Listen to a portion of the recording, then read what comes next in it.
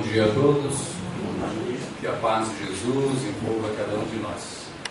Ficaria muito surpreso se as vacas do Sr. Rodolfo se adaptassem naturalmente ao horário de verão. Ainda bem, não seriam vacas muito especiais, Sr. Rodolfo. E a gente tem dificuldade, sabendo, programando uma semana antes, 10 dias, 15 dias, um mês antes, a gente fica se programando e ainda chega no dia e tem dificuldade, né? Bom, vamos falar um pouquinho hoje sobre a fé. É importante falarmos sobre fé.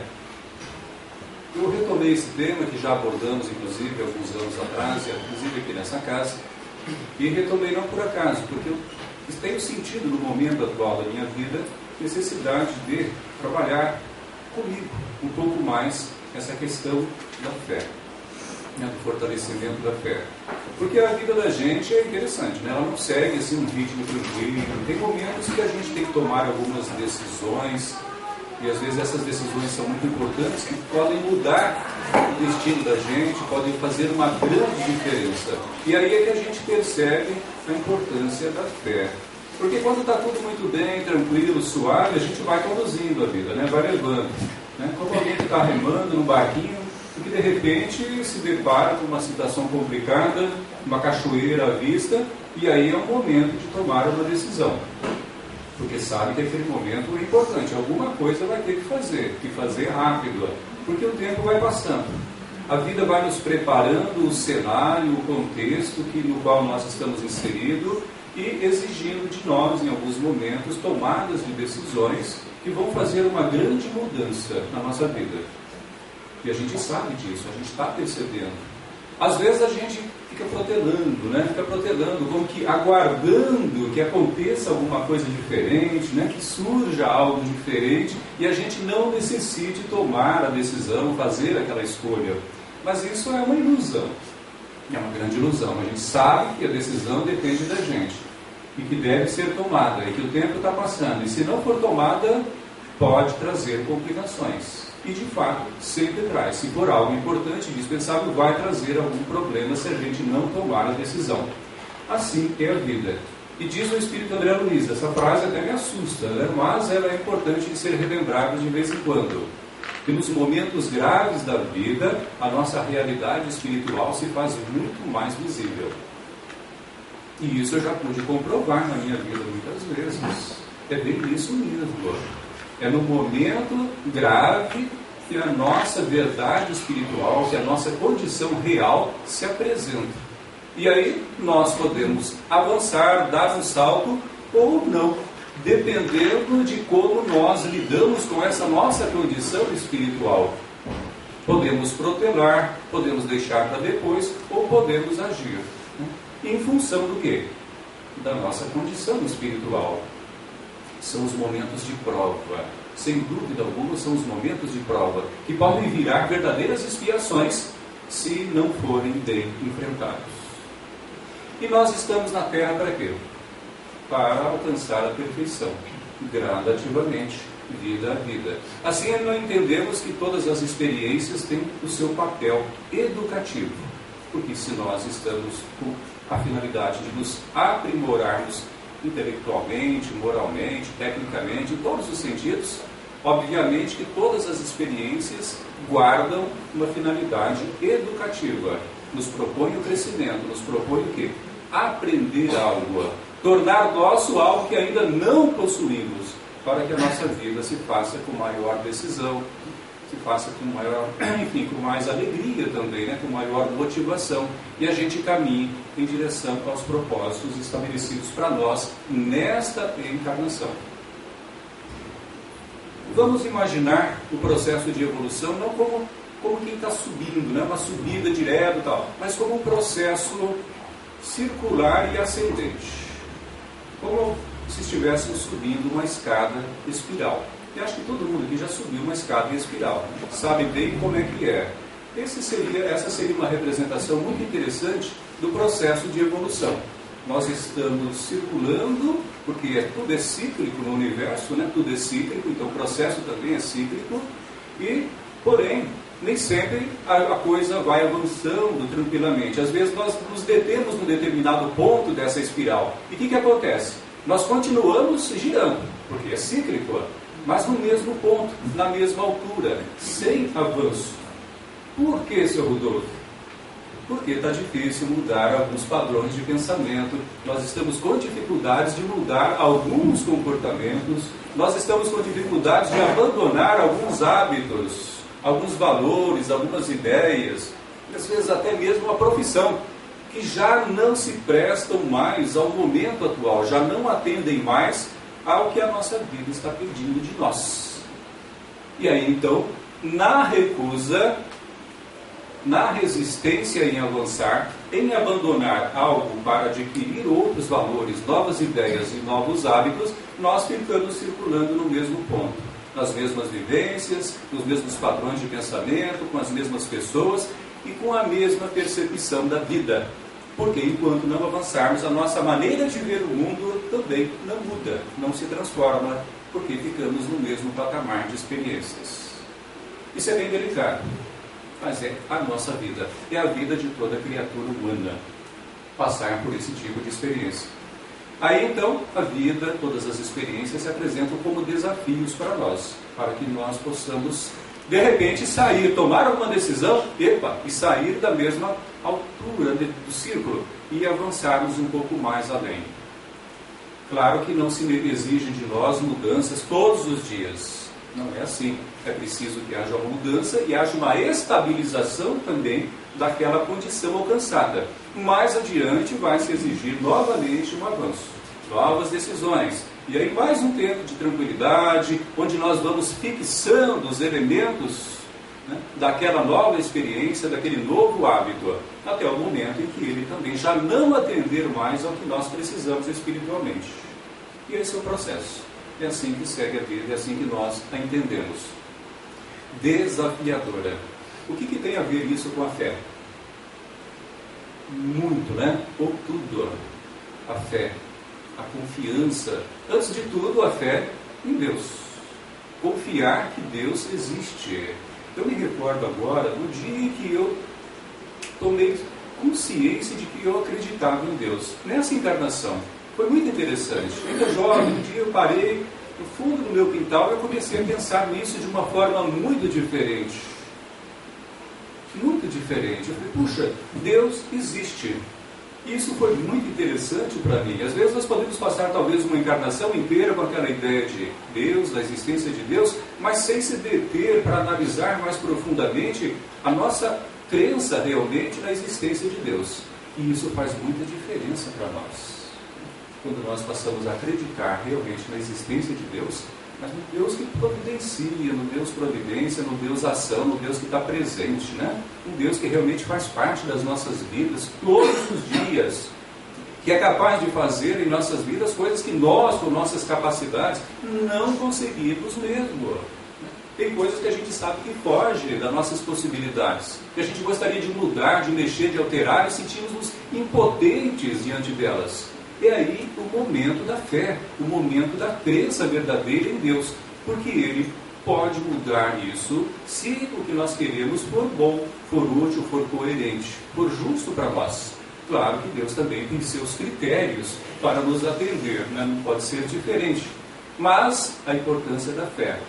Às vezes Deus nos prepara coisas e nos traz coisas da vida que nós nem acreditávamos que seria possível. E isso já aconteceu comigo algumas vezes. Meu Deus, eu não esperava por isso. E pega a gente até de surpresa. E às vezes a gente até perde coisas boas na vida por falta da fé, por falta da confiança, de acreditar que poderia realmente acontecer aquilo e até muito mais. A nossa proposta de hoje também aqui, para que cada um de nós pare nesse momento atual, né, faça uma reflexão em torno disso. O que é que eu tenho desejado? O que é que eu acredito que eu possa conseguir? O que é que parece-me além das minhas possibilidades, mas que eu gostaria muito de ver acontecendo?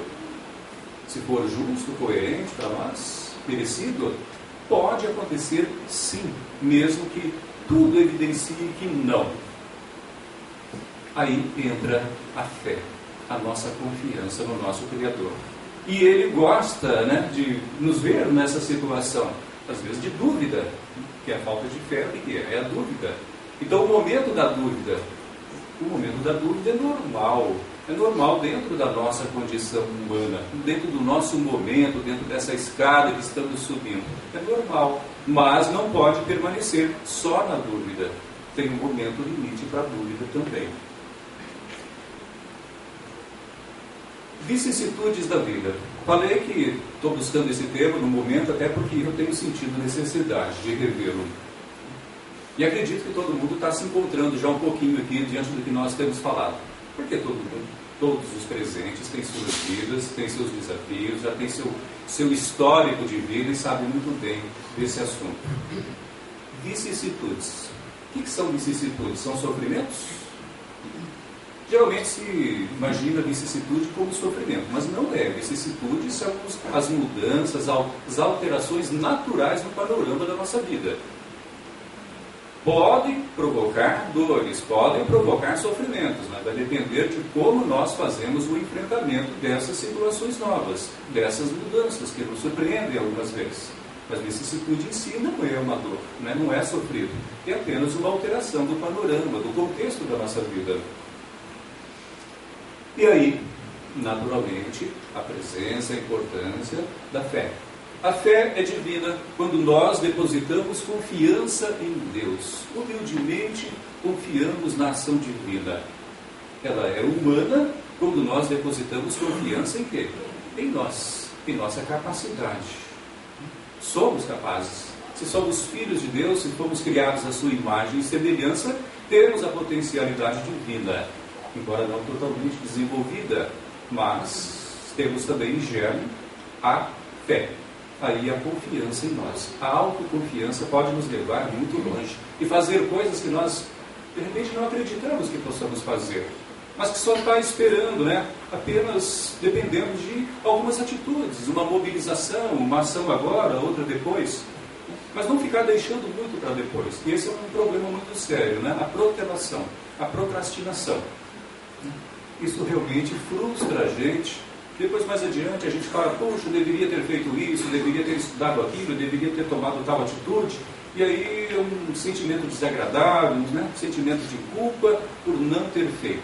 E aí já não é mais possível fazer, porque o panorama muda, né? O panorama vai se transformando. Todos nós conhecemos aquela passagem do Evangelho, e é sempre bom a gente relacionar com o Evangelho, em que o homem estava conduzindo ali seu filho na multidão, seu filho que tinha graves problemas espirituais. Diante de Jesus disse ele, meu filho, ora cai no fogo, ora cai na água. Eu o apresentei aos teus discípulos e eles não conseguiram, ou não puderam curá-lo, né? Palavras do Evangelho. Aí Jesus pediu que trouxesse o menino à sua presença, advertiu antes os apóstolos, né? Seus discípulos, melhor dizendo, nesse momento eram discípulos, por não terem curado o menino, e então aí ordena ao espírito imundo, ao demônio que estava envolvendo aquela mente, dominando aquele menino, e então ele é curado imediatamente.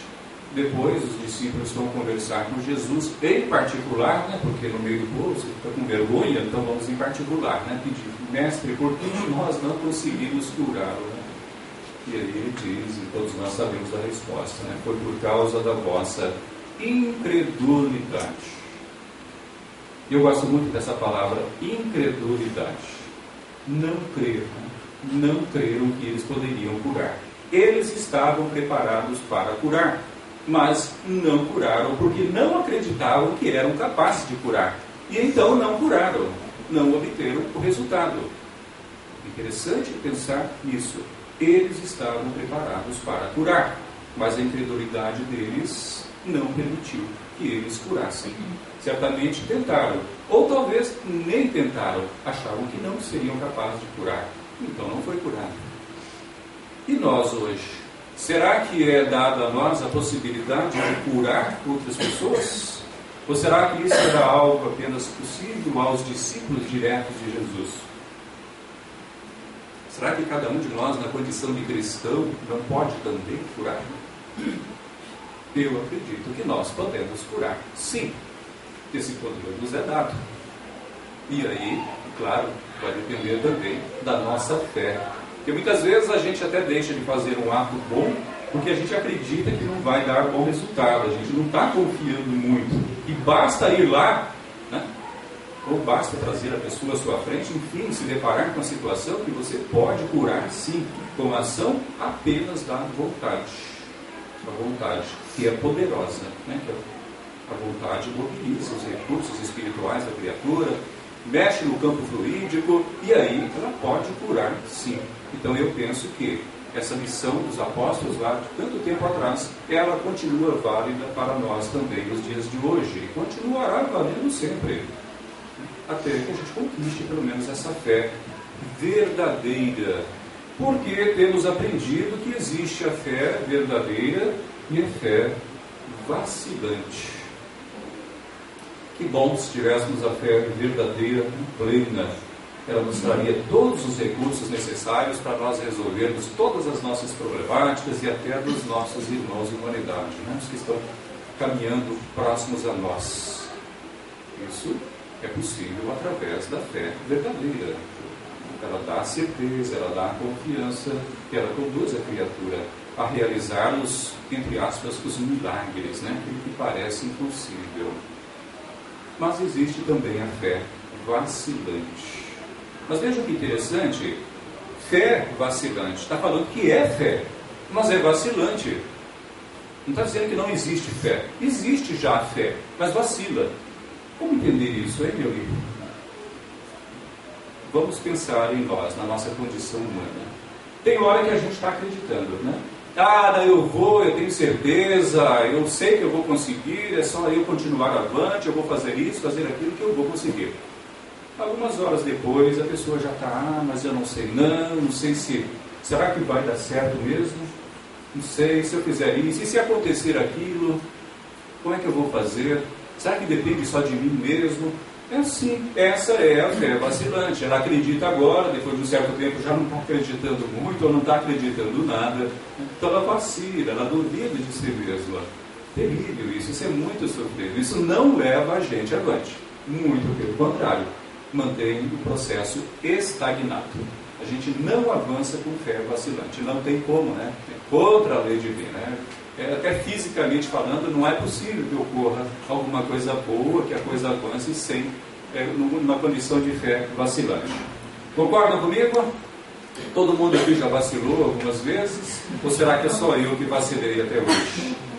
Eu adoraria não mais vacilar na minha vida, gente. Adoraria falar, eu preciso no momento tomar uma decisão tão firme comigo de nunca mais vacilar. Eu acho que isso que a gente precisa de vez em quando parar, né? Nunca mais eu vou vacilar. Mas para isso é preciso ter muito claro o que nós queremos, ter muito claro os valores, as ideias, aquilo que nós cremos realmente. Porque a fé tem que se assentar em alguma coisa. E tem que se assentar nisso, nas nossas crenças verdadeiras. Cremos de fato, é aí que tem que assentar toda a nossa vida. É o alicerce da nossa vida. Não deixar vacilar. E na hora da prova, na hora que a situação... Ir avante, né? Ir avante. Isso é importante. E é por esse caminho também que nós vamos desenvolvendo a fé. Já me perguntei, como cultivar a fé? Olha, você tem um objetivo, você quer alguma coisa? Vá, conquiste aquilo, faça aquilo, mesmo que seja uma coisa pequena, mesmo que seja limpar essa sala. Sabe? Não, então tá, você faça isso. Se propôs, limpe toda a sala. E depois no final você vai ficar contente. E isso desenvolve a fé em você, a sua autoconfiança, que você é capaz. Então, aplicando esse recurso às pequenas coisas da vida, nós vamos depois desenvolvendo a fé a ponto de nos permitir aplicá-la aos grandes desafios da vida também. Então é um exercício cotidiano para se desenvolver a fé. E não ficar esperando, né, que Jesus Cristo apareça na nossa frente um dia, coloque a mão sobre nossa cabeça e nos transmita aquela fé poderosa que cura todo mundo. Porque isso já foi feito conosco, né? Já foi feito. À medida que nós já tivemos o conhecimento do cristianismo lá atrás, há séculos, há vidas e vidas, isso já foi feito naturalmente. Já é algo que nos pertence. É um dom nosso, apenas esperando que nós cultivemos.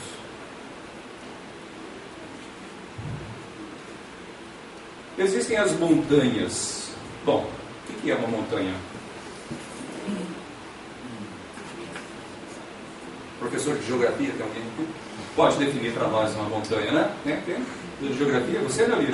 Não é de geografia, mas sabe muito bem que montanha é um acidente geográfico, né? Isso. E Jesus utilizou essa figura de uma montanha para simbolizar, como muitas vezes se utilizou de elementos da natureza como símbolos, para simbolizar o quê? Os obstáculos naturais. E aí nós vamos ver que existem montanhas exteriores, situações desafiadoras reais mesmo, né? Não é coisa da nossa imaginação. Existem obstáculos naturais que surgem no caminho de qualquer realização nossa. Vamos limpar a sala, mas eu não tenho tal coisa, está com problema na vassoura. Tá, então esse é um obstáculo, vamos resolver. É um obstáculo real, natural, que surge. E pode surgir outros no decorrer. Então eles devem ser superados. Então existem as montanhas exteriores, verdadeiras, a serem superadas com a nossa fé, e existem as montanhas interiores. Essas é que exigem uma atenção maior. Essas sim são delicadas, essas é que podem fazer com que venhamos a perder tudo ou a realizar tudo. Vamos chamar dessas montanhas interiores com as nossas más tendências, os nossos verdadeiros demônios, né? Os verdadeiros demônios. Mas também tem os anjos dentro de nós, né? Tem a potencialidade ao mesmo tempo. A gente sempre está fazendo escolhas, né? A gente sempre está escolhendo, podendo escolher. O que eu vou agora? Eu vou com a fé, vou com a dúvida? Enfim, é um exercício de vida, é o vivenciar de cada dia. Mas essas montanhas interiores é que merecem um pouquinho da nossa atenção.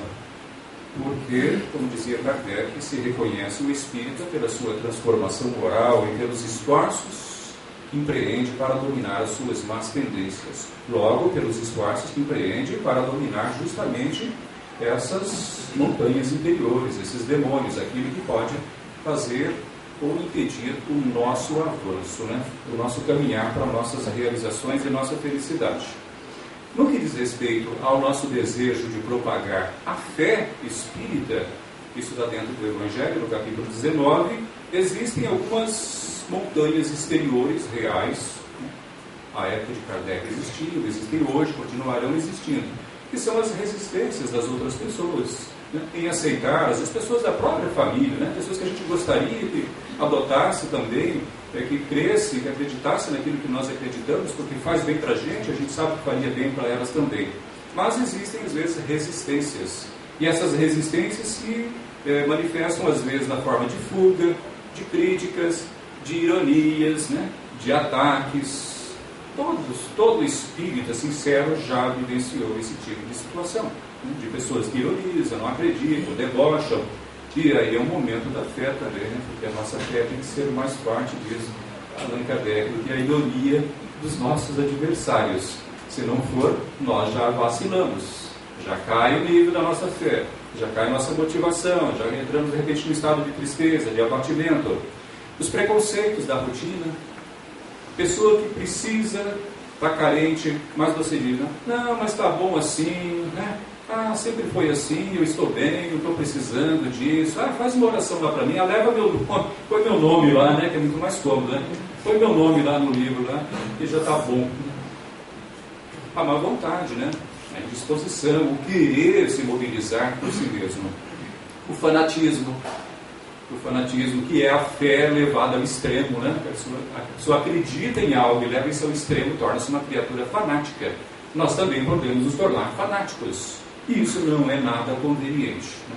Não é nada conveniente. É, na verdade, um grande obstáculo até para nós mesmos. Napoleão Hill, que é um pesquisador americano, já falecido, trabalhou muito na área de desenvolvimento humano. Sempre se interessou por isso, em conhecer o ser humano e trabalhar pelo desenvolvimento humano. E ele falava na existência de alguns medos. E o medo é um grande obstáculo às nossas conquistas, não é? A própria psicanálise considera o medo, né, um dos elementos fundamentais na compreensão do psiquismo humano, portanto, do comportamento humano. Medos. Então vamos falar um pouquinho sobre os medos, até para perceber se nós nos identificamos com algum desses medos. Claro, o medo ele pode ser útil. Já aprendemos isso, né? Com certeza todos já ouviram sobre isso. O medo é bom, porque ele preserva, ele mantém a criatura em estado de alerta, de preparação. É necessário no nosso mundo, no mundo em que nós vivemos. É algo que vem lá desde os nossos tempos primitivos e antes ainda, desde o reino animal, né? O animal tem medo, é um medo natural, ajuda a preservar a espécie, a perpetuar a espécie. Então faz parte do processo. Nós herdamos um pouco disso. Então o medo é interessante até certo ponto, porque ele pode inclusive nos mobilizar, nos levar avante. Mas, a partir de um certo momento, ele pode se tornar prejudicial. Como é que nós podemos perceber que o medo está sendo já prejudicial? Nem seu Rudolf. É fácil. É só nós observarmos e percebermos se ele já está nos paralisando. Ele já não está servindo apenas para nos preservar, para nos mobilizar, mas ele está nos deixando paralisados diante das situações da vida. Já não estamos avançando, já não estamos decidindo, e então aí não avançamos. Walt Disney escreveu sobre ele, sobre um momento da vida dele, em que ele disse que ele tomou a decisão de ser o Walt Disney, né, que todo mundo conhece, com toda a realização dele, com todos os personagens criados, com a Disney World e outras coisas mais, tantos filmes de sucesso, e que ele vivia num estado de apatia, sempre aguardando as condições favoráveis para desenvolver o trabalho dele. Sempre aguardando, até que um dia ele percebeu que ele resolveu e ele decidiu triunfar. E foi disse ele, né? Um dia como outro qualquer dia. Mas a grande diferença foi que naquele dia ele decidiu triunfar. E a partir dali tudo começou a acontecer. Porque ele saiu da condição do quê? Da insegurança, do medo, da paralisia e passou a avançar em direção àquilo que ele queria e que ele sabia o que era. Então, ter objetivos, voltamos, é importante saber o que você quer também, porque tem que caminhar em direção de alguma coisa. Masaharu Taniguchi, quem conhece um pouquinho da Seiji Noye sabe do trabalho dele, maravilhoso.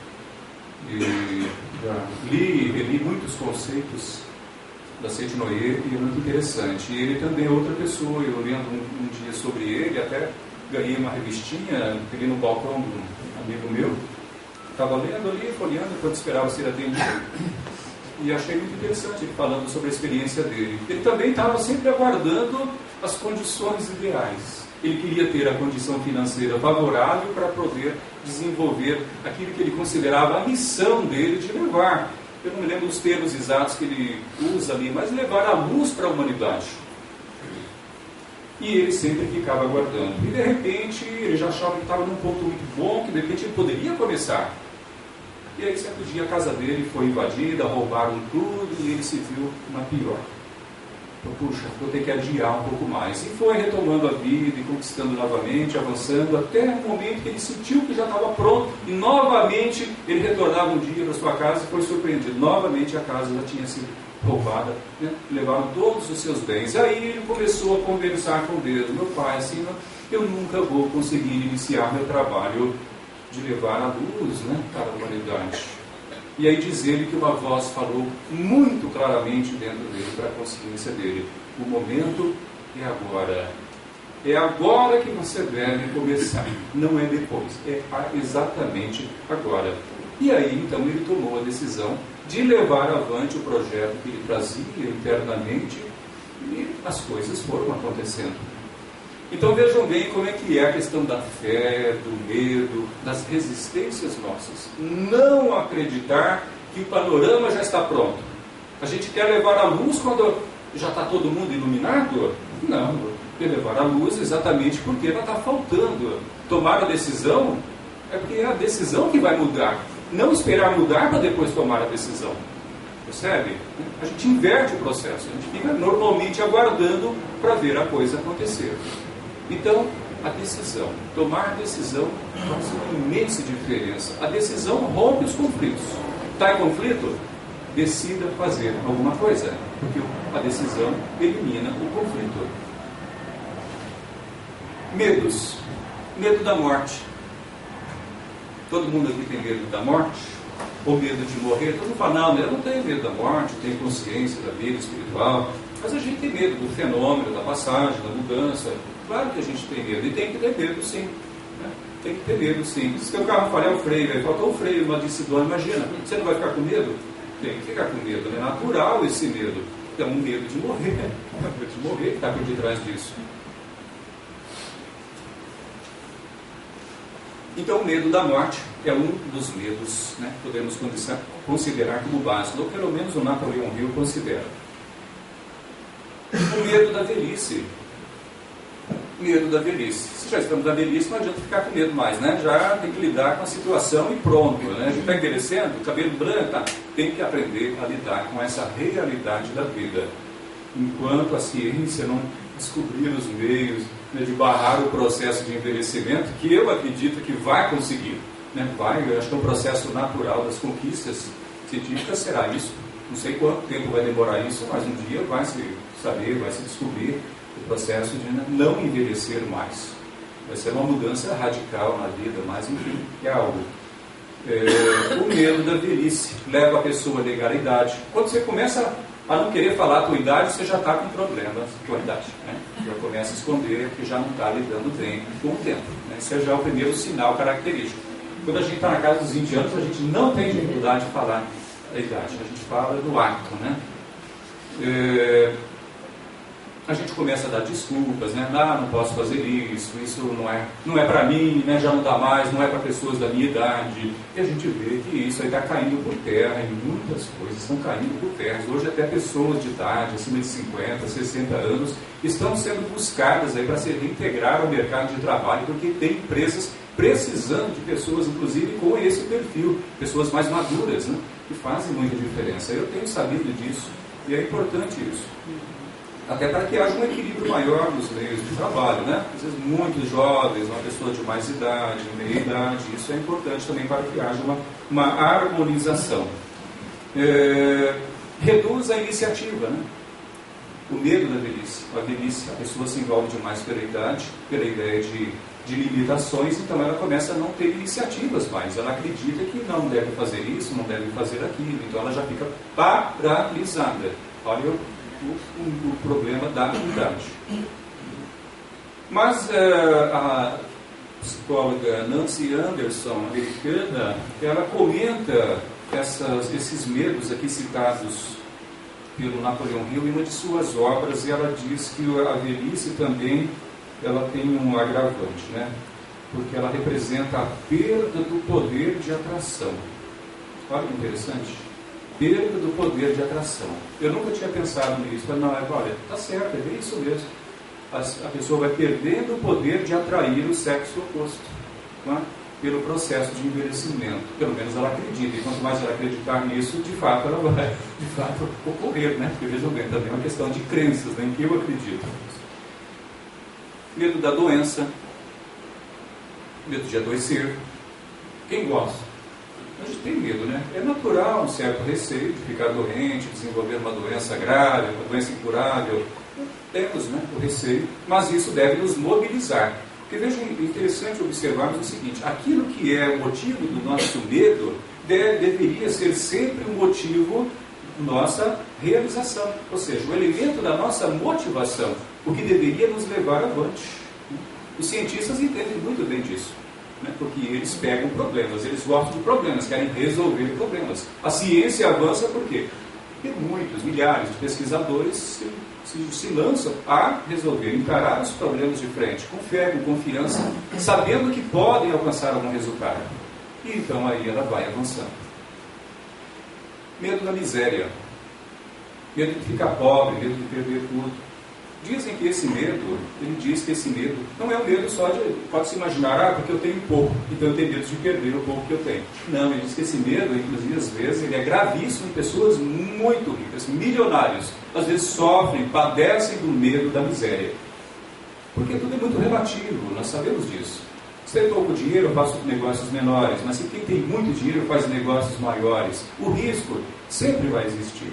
Mas às vezes também aqui nós estamos falando do medo que pode se tornar um medo irreal.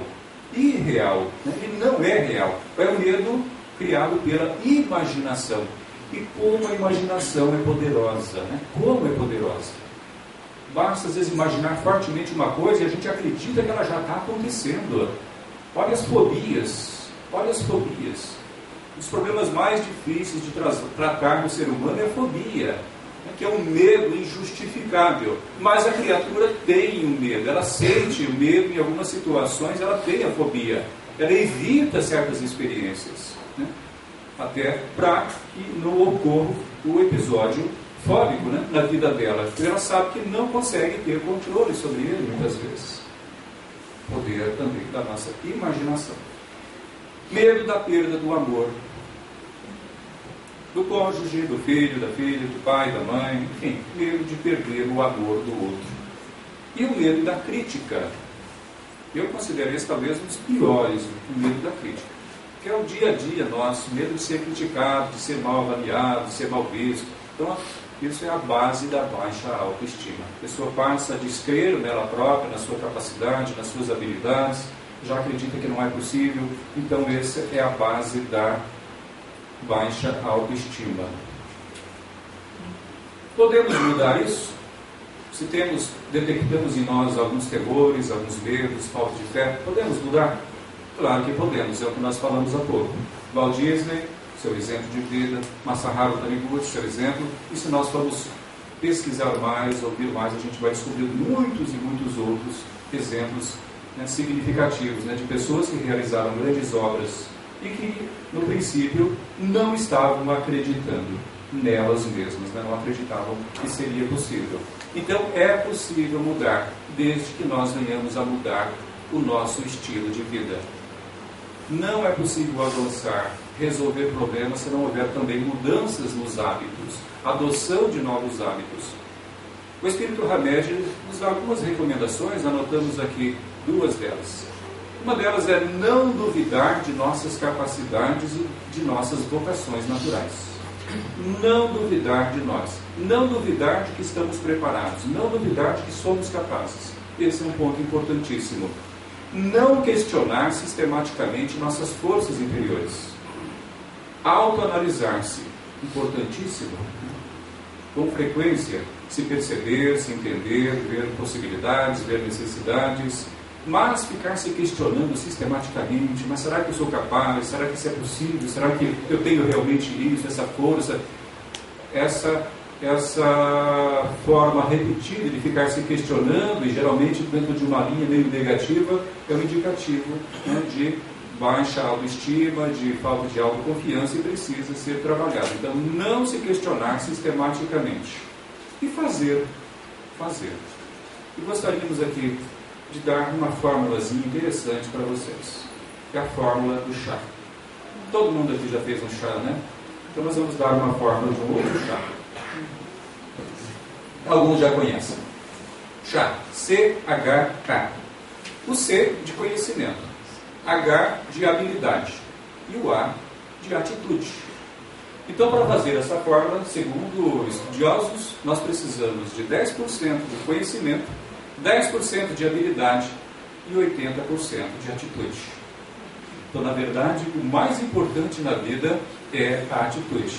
Foi a atitude que levou Walt Disney a grandes realizações, que levou Kardec a grandes realizações, que levou Jesus às realizações, que levou Masaharu às grandes realizações e que levou todos que realizaram.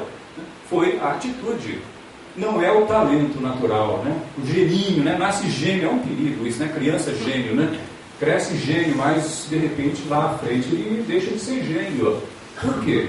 Não basta ter só umas habilidades fantásticas, né? Para matemática, para isso, para aquilo, para história, geografia, artes. É preciso também saber se relacionar bem. A inteligência interpessoal, que muitas vezes falta e barra o processo de crescimento da pessoa, a falta de autoconfiança nela. Ela sabe tudo, mas ela não confia nela, então não vai adiante. Então a atitude faz a diferença. 80%. Poderia ser até mais, de repente, de 80%. E assim vale para nós nos dias de hoje. É a atitude que muda, é a atitude que constrói, é a atitude que leva avante. Essa é a fórmula do chá que nós vamos deixar e fechar com algumas frasezinhas do nosso Mestre Jesus. Buscai e achareis. Atitude. Pedi e obtereis. O uso da oração, muitas vezes necessário. Ajuda-te, que os céus te ajudarão. Claro, na proporção em que eu me empenho, a espiritualidade também estará empenhada em me ajudar. Porque eu tenho fé, tenho confiança, eles se mobilizam. Tenho bons propósitos, eles se mobilizam para que as coisas aconteçam. E se tiverdes fé, direis a esta montanha, sem hesitar no seu coração: saia daqui e lança-te ao mar. E isto verdadeiramente acontecerá. Muita paz a todos.